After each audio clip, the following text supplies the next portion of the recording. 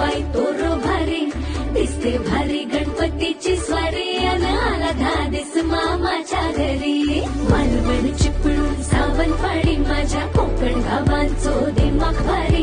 दिसते भारी गणपतीची स्वारी माझ्या कोकणा वाटे तुम्ही वलवा गाडी धमाधमान हाका गाडी माझ्या कोकणचो रस्तो नागमोडी पारी नय बाबा